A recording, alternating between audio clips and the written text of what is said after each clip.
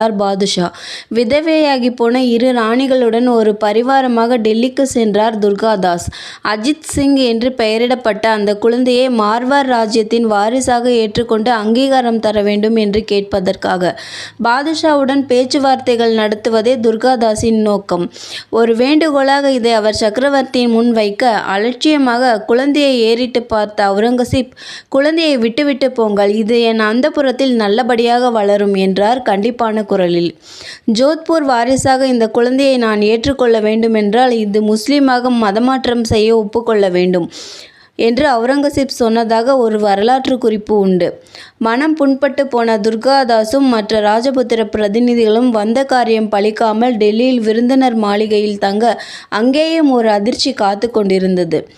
துர்காதாஸும் மற்றவர்களும் தங்கிய மாளிகை முன் திடீரென்று முகலாய வீரர்கள் வாட்களோடும் ஈட்டிகளோடும் வந்து காவல் காக்க ஆரம்பித்தார்கள். சோதனையான நேரம்தான். முகலாய சிங்கத்தின் குகைக்குள் சிக்கிவிட்ட நிலையிலும் துர்காதாஸ் நிலை தடுமாறி கலங்கவில்லை. தன் கவனத்தை சிதறவிடாமல் புத்தி கூர்மையுடன் அவர் செயல்படுத்திய திட்டம் இன்றளவும் ராஜபுத்திர பூமியில் பெருமிதத்துடன் பேசப்படும் ஒன்று. எப்படியோ ஏதோ ஒரு குழந்தையை பிடித்து அதற்கு இளவரசரின் உடையை அணிவித்தார் துர்காதாஸ். கூடவே பணிப்பெண்கள் சிலர் ராணிகளாக வேடமிட்டு உப்பருகையில் டூப் இளவரசரை அணைத்து தூக்கி கொண்டு நடமாட, நிஜ ராணிகள் துப்புரவு பணியாட்களைப் போல வேடம் தரித்து கொண்டு இளவரசரோடு நைசாக வெளியேறி தப்பினார்கள். ராணிகளும் குழந்தையும் அதே மாடியில் தானே இருக்கிறார்கள் என்று நினைத்து கொண்டு மெத்தனமாகவும் அலட்சியமாகவும் இருந்த முகலாய காவல் அதிகாரிகள் ஏமாந்து போனார்கள். பிறகு விஷயம் புரிந்து கோபத்துடன் உள்ளே பாய்ந்தது முகலாய படை. தங்கள் ராணி வேடங்களை களைத்துவிட்டு வாள் எடுத்துக்கொண்டு பெண்களும் ராஜபுத்திர பணியாளர்களும் முகலாய வீரர்களோடு ஆவேசத்துடன் போரிட்டு வீர சொர்க்கம் புகுந்தார்கள்.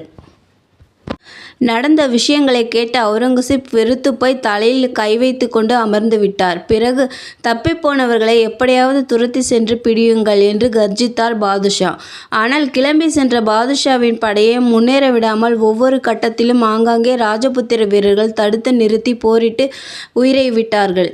அதற்குள் முன்னேற்பாட்டாக காட்டில் நிறுத்தி வைக்கப்பட்டிருந்த குதிரையில் ஏறி ஜஸ்வந்த் சிங்கின் வாரிசான குழந்தை அஜித் சிங்கை தூக்கி கொண்டு ஜோத்பூர் பறந்துவிட்டார் துர்காதாஸ். அவுரங்கசீப் அசர்வதாக இல்லை.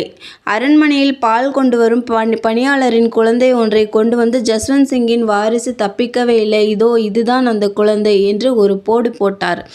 அந்த குழந்தைக்கு முகமதிய ராஜ் என்று பெயர் வேறு வைக்கப்பட்டது. பிறகு பெரும் படை ஒன்று டெல்லியிலிருந்து கிளம்பி ஜோத்பூருக்குள் புகுந்தது. ஒவ்வொரு வீட்டிலிருந்தும் ராஜபுத்திரர்கள் வெளிக்கிளம்பி டெல்லி வீரர்களுடன்